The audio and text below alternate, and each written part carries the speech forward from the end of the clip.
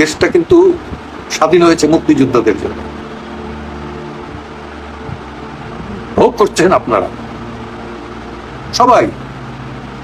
তো সেই মুক্তিযোদ্ধাদের সম্মান না দেন, অপমান করেন না, আর অপমান করেন না। আর যদি করেন তাহলে কিন্তু প্রতিশোধ নেওয়ার মতো শক্তি না থাকলেও রক্তের ভেতরে কিন্তু সেই অনুকণা আছে। প্রকাশ্য দিবালোকে কেউ ষড়যন্ত্র করে না, জার্নালিস্টদের ডেকে, শিক্ষকদের ডেকে, আইনজীবীদের ডেকে কেউ ষড়যন্ত্র করে না। এবং এই রাষ্ট্রটা তৈরি করেছে কিন্তু আমরা। আবারও রিপিটেডলি আমি বলি, রাষ্ট্র সৃষ্টির মূলে কিন্তু ছিলাম আমরা, মুক্তিযোদ্ধারা। এবং সেই মুক্তিযোদ্ধারাই এই মিটিংটা অর্গানাইজ করতেছে। কোন প্রেক্ষাপটে? যখন আমরা দেখছি যে মুক্তিযোদ্ধাদের গলায় জুতার মালা দিচ্ছে, যখন আমরা দেখছি যে মুক্তিযোদ্ধাদের গালে জুতো দিয়ে বাড়ি দিচ্ছে, যখন আমরা দেখছি মুক্তিযোদ্ধাদের বাড়ি ঘরে লুটপাট হচ্ছে, তখন তো চুপ করে থাকতে পারি না, তখন তো চুপ করে থাকতে পারি না। সেই জন্যই এটা যাতে থাকে, সংরক্ষিত হয়, মুক্তিযুদ্ধের চিন্তা চেতনা। শুনেন, যদি লুট করার ইচ্ছা থাকতো, কাদের সিদ্দিকী, বঙ্গবীর কাদের সিদ্দিকী একা যে অস্ত্র ঢাকাতে জমা দিয়েছে, তাতে 37টা ট্রাক দরকার হয়েছিল। 37টা ট্রাক বঙ্গবন্ধুর কাছে দিয়েছে। এবং আমার মনে হয় না যে কোনো সেক্টর কমান্ডারের কাছে এত অস্ত্র ছিল। আমি সেক্টর কমান্ডারদের ছোট করছি না, তাদের প্রতি আমার সর্বোচ্চ শ্রদ্ধা। কারণ আমিও এক সেক্টর কমান্ডারের অধীনে লড়াই করেছি। আমার সেক্টর কমান্ডার ছিলেন major M A Jalil, sub sector commander ছিলেন শাহজাহান ওমর বীরুত্তম। এবং পরবর্তীতে আমি বিএলএফ এর অর্থাৎ মুজিব বাহিনীর যখন আসে, আমি যেহেতু নিউক্লিয়াসের সদস্য ছিলাম এবং ছাত্রলীগ করতাম, সেই কারণে স্বাভাবিক অবস্থায় আমি বিএলএফ এ জয়েন করি। কিন্তু বিএলএফ এর সাথে বরিশালে মুক্তিবাহিনীর কোনো দ্বন্দ্ব ছিল না, পারস্পরিক সহযোগিতাই ছিল। এবং আমি ম্যাক্সিমাম টাইম কিন্তু কাটিয়েছি শাহজাহান ওমরের সাথে। তিনি আমার কমান্ডার, যদিও আমরা বন্ধু, কিন্তু তিনি আমার কমান্ডার, এটা অস্বীকার করারই নাই। আবুল হাসনাত আব্দুল্লাহ আমার কমান্ডার মুজিব বাহিনী। তো যা বলছিলাম সেটা হলো যে মব যারা করলো তাদেরকে কেউ গ্রেপ্তার করলেন না, পুলিশ আসলেন। আমি যাবার সময় কিন্তু দেখছি যে রাস্তায় দুইটা গাড়িতে পুলিশ আছে। ভাবলাম যে পুলিশ এমনি আছে, ওদের এটা যে আগে থেকেই আছে বা এই উদ্দেশ্যে আছে সেটা আমি জানি না। কিন্তু পুলিশ এসে যেটা করলো, নিরাপত্তার খাতিরে নাকি নিয়ে গেছেন লতিফ সিদ্দিকী সহ আরো 16 জনকে নিয়ে শাহবাগ থানায় একটা মামলা করলেন রাত 12টার দিকে। কি সন্ত্রাস বিরোধী আইনে এদেরকে গ্রেপ্তার করা হলো। এগুলো একটা চ্যাপ্টার। 2 দিন পরে দেখলাম অ্যাডভোকেট ফজলুর রহমান, বীর মুক্তিযোদ্ধা, কিশোরগঞ্জের, এবং একটি রাজনৈতিক দল বিএনপির নেতা, কেন্দ্রীয় নেতা, চেয়ারম্যানের সম্ভবত উপদেষ্টা, অত্যন্ত ভালো মানুষ, দিলখোলা মানুষ, তার বাসার সামনে গিয়ে অশ্লীল ভাষায় মব করছে। যাই হোক, সেটা সেনাবাহিনীর কিছু লোক গিয়ে তাদেরকে তাড়িয়ে দেয়, গ্রেপ্তার করে। এখন এটা একটা পজিটিভ দিক যে অন্তত তাড়িয়ে দিয়েছে, মবের হাত থেকে উদ্ধার পেয়েছে। প্রথম একটা এক্সাম্পল হলো ফজলুর রহমান, আর কেউ না, নট ইভেন লতিফ সিদ্দিকী, কাদের সিদ্দিকীর, বঙ্গবীর কাদের সিদ্দিকীর বড় ভাই।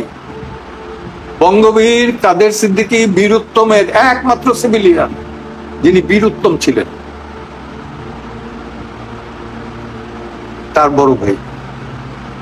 তাকে নিয়ে গেছেন, নিয়ে সন্ত্রাস বিরোধী দমন আইনে দিছে। 16 জনকে এই সন্ত্রাস দমন আইনে দিছে।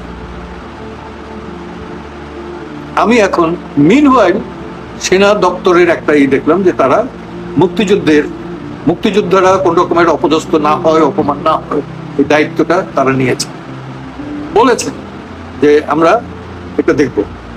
আমার খুব ভালো লাগছে। সাথে সাথে আমার ইচ্ছা ছিল জেনারেল ওয়াকারকে বলি যে ফোন করে আর না বলে আমি এই মিডিয়ার মাধ্যমে আমি অনুরোধ জানাচ্ছি যে আপনারাও জানেন যে ডিআরআই ঢাকা রিপোর্টার্স ইউনিটিতে বসে কেউ ষড়যন্ত্র করবে না রাষ্ট্রের বিরুদ্ধে। আর এই সরকারের উৎখাতের তো কোনো বিষয় নেই, আছে সাময়িক কয়েকদিনের জন্য, তাই না? আর তারা চিৎকার করে বলতেছিল যারা মবের লোকজন, আমরা জুলাই যোদ্ধা, এদের চেহারা কোথাও দেখতে পাই না জুলাই যোদ্ধাদের। এই সমন্বয়ক 6 সমন্বয়ক যখন কারাগারে ছিল এবং গুলি চালায়, তখন কিন্তু আমরা একটা রিট করলাম। রিটের আমি একজন মানে ক্ষুদ্র আইনজীবী ছিলাম।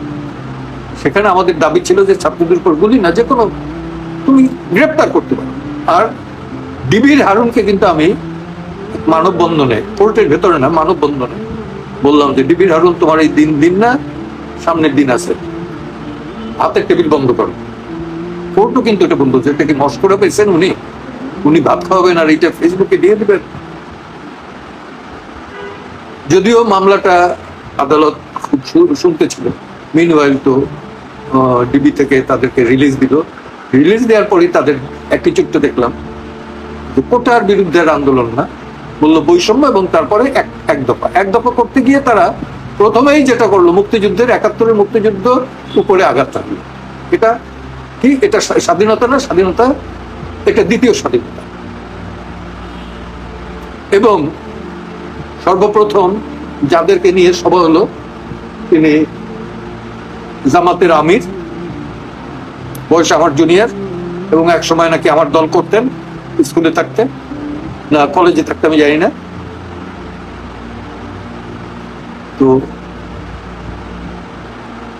তিনি এবং মামুনুল হক এরা সেনা প্রধানের সাথে বসলেন, বসে সিদ্ধান্ত হইলো, কি সিদ্ধান্ত হইলো যে 8 তারিখে ডক্টর ইউনূস এসে ক্ষমতা নিবেন।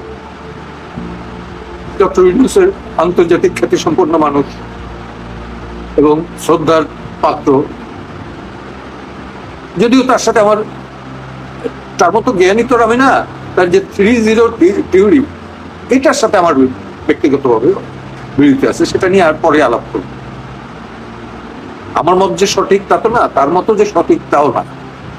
কিন্তু সঠিকতা যাচাই হয় পশ্চিমত ইতিহাসে এবং সময়ের প্রেক্ষাপটে।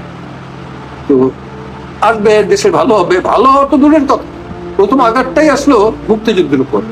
আওয়ামী লীগের বিরুদ্ধে গত 16 বছরে যত কথা বলেছি, তারা যদি একটা অ্যাকশন নিত, তাহলে আমার মতো পান্না, জেরাইকাম পান্না বাংলাদেশে থাকতে পারত। বিএনপির সময় যেসব বক্তব্য দিয়েছি, এই র্যাব যখন হয়, 2000 র্যাব হয়, তারপরে ওই কি ওইটা অপারেশন ক্লিন হার্ট, তার বিরুদ্ধে যেসব কথাবার্তা বললাম, তাতে তো আমার এতদিনে মেরে ফেলা দরকার ছিল। ওই বিএনপি তো কোনো অ্যাকশন নেয় না।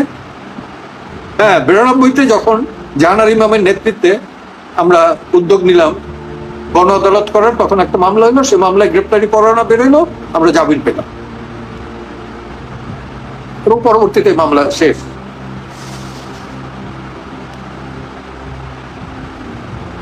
কিন্তু এইবার যেটা হলো সেটা হলো যে সেনাপ্রধান এবং সেনাপ্রধানের দপ্তর থেকে যে কথাটা বলা হলো যে মুক্তিযোদ্ধাদের অবমাননা, এটা বরদাস্ত করা হবে। আমি অত্যন্ত আশান্বিত এবং তাদের কাছে আমার দাবি, আপনারাও বোঝেন, একটা অন্ধ মানুষও বুঝবে, একটা অশিক্ষিত মানুষও বুঝবে, এদেরকে অন্যায়ভাবে আটক করা হয়েছে। এদেরকে নেওয়া হয়েছে নিরাপত্তা হেফাজতের জন্য, পুলিশ নিয়েছে ঢাকা রিপোর্টার্স ইউনিটি থেকে। খোঁজ নেন আপনার জার্নালিস্টের কাছ থেকে, সেখান থেকে নিয়ে তারা তাদেরকে জেলখানা কোর্টে পাঠালো কি যে সন্ত্রাস দমন আইনে। এই কারণে এটা কি সাবস্টিটিউট অফ ওই আওয়ামী লীগের সময় যে ছিল সাইবার সিকিউরিটি অ্যাক্ট, সেটার সাবস্টিটিউট হিসাবে গ্রহণ করছে নাকি আমি তো ঠিক বুঝতেছি না। বুদ্ধি কম তো বয়সের সাথে সাথে বুদ্ধি কমে যায়, ডিমেনশিয়ায় ভুগতেছি। তো আমি সেনাপ্রধানের কাছে বলবো যে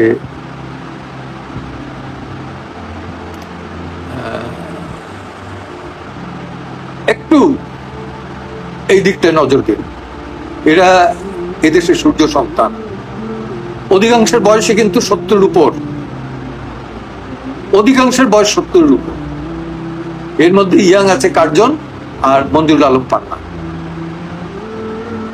তাও তাদের শারীরিক অবস্থা, সাংসারিক অবস্থা ভালো না। এই অবস্থায় আমার একান্ত নিবেদন যে অন্তত নিঃশর্ত মুক্তির দাবি আমি করি, সেটা যদি নাও দেন জামিন দেন, জামিনে মুক্ত করে। তার ভেতরে লতিফ সিদ্দিকী অসুস্থ, সবাই কম বেশি সবাই অসুস্থ, 70 উপর বয়স যদি হয় তো কি অবস্থা করতে পারে, এটা করজোরে নিবেদন। আর আমার বিলম্ব হওয়ার হেতুটা বললাম, অনেকেই আমার বিরুদ্ধে হ্যাঁ আপনি ডাকলে আর আসবে না। শোনেন, আপনারা যারা বলেন তাদের ভরসায় কিন্তু আমি কাউকে ডাকি না, তাদের ভরসায় কিন্তু আমি চলিও নাই। আমি আজকে পর্যন্ত এক আল্লাহবাদে কারো কাছে কিন্তু মাথা নত করি নাই। তো যারাই মিডিয়ায় বলেন সুন্দরী দুই মহিলা, হ্যাঁ নবনীতা তুমি তো আমাকে চেনো, আরেকজনকে মহিলা আমি তার নাম জানি না, উনি খুবই বললেন যে আপনার ডাকলে পরে কেউ আসবে না। আমি দেখা যাক সেটা কালের পরিক্রমায় দেখা যাবে। আমি যদি বেঁচে থাকি আমি তো প্রত্যেকটা এই সেই অন্তত সুপ্রিম কোর্ট প্রাঙ্গণে প্রতিটা আমি প্রতিবাদ করেছি। এমনকি সুপ্রিম কোর্টের যে নির্বাচন, গত 2 নির্বাচন, সেই নির্বাচনের বেলা যখন পুলিশ আসলো, আমি কিন্তু একা বলা যায় যে ফেসবুকে পোস্ট দিয়ে এর প্রতিবাদ প্রতিনিয়ত করেছি। ডেইলি স্টারে আমার সম্পর্কে একটা ইন্টারভিউ ছাপা হয়েছে, এবং যিনি চেপেছেন তিনিও আমার বিরুদ্ধে এই সরকারের পক্ষ হয়ে আমাকে গালিগালাজ করে আমেরিকায় চলে গেছে, প্রেস সেক্রেটারি, দূতাবাসে। তো আমার বলার কিছু নাই, আমি তারপর বলবো এই দেশটা কিন্তু স্বাধীন হয়েছে মুক্তিযোদ্ধাদের জন্য, ভোগ করছেন আপনারা সবাই। তো সেই মুক্তিযোদ্ধাদের সম্মান না দেন, অপমান করেন না, আর অপমান করেন। আর যদি করেন তাহলে কিন্তু প্রতিশোধ নেওয়ার মতো শক্তি না থাকলেও রক্তের ভেতরে কিন্তু সেই অনুকণা আছে। আমি কি ক্লিয়ার বুঝাতে পেরেছি? আমাদের যে রক্তের কণা, তার ভেতরে তো মুক্তিযুদ্ধ, 71 বাদে আর কিছু নাই। আমি না, সবাই 71-এ কোনো মুক্তিযোদ্ধাই মনে করে না যে আমি বেঁচে থাকবো, কোনো মুক্তিযোদ্ধা মনে করে না যে আমি বেঁচে থাকবো। সবাই কিন্তু আমাদের জীবন ওইখানেই দেওয়া, বাদ বাকিটা আছে আল্লাহ, মহান আল্লাহ তাআলার অপার রহমতে, এক্সটেনশন লাইফ। আমরা তো মুক্তিযোদ্ধারা আসলে কিন্তু, জীবিত মুক্তিযোদ্ধারাও আসলে কিন্তু মানসিক দিক থেকে না, তারা মেন্টালি রেডি ছিল যে দেশটার জন্য জীবন যাবে। আমার বাপায়ের হাঁটুতে এখনো গুলি আছে, গুলি নাই, গুলির দাগটা আছে, চামড়ার উপর থেকে গেছে।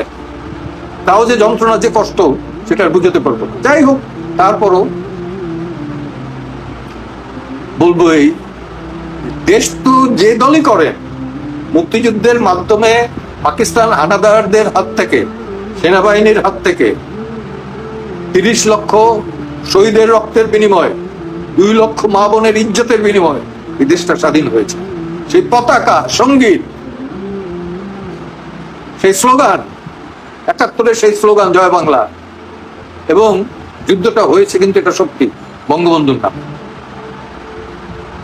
যদিও বঙ্গবন্ধু পাকিস্তানের কারাগারে, কিন্তু তার নামেই হয়েছে।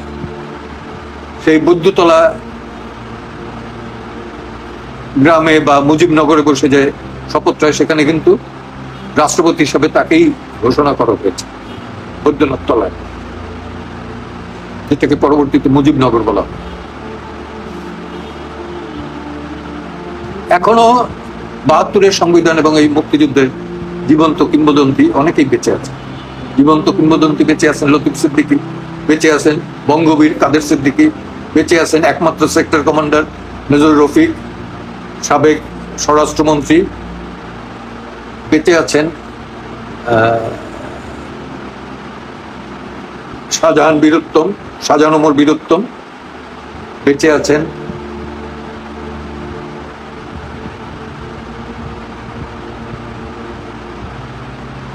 চাঁদপুরের মইনুল্লাহ পাটোয়ারি, ডক্টর মাহফুজ চট্টগ্রামের, অ্যাডভোকেট আবুল হাসেম চট্টগ্রামের, বেঁচে আছেন তারা।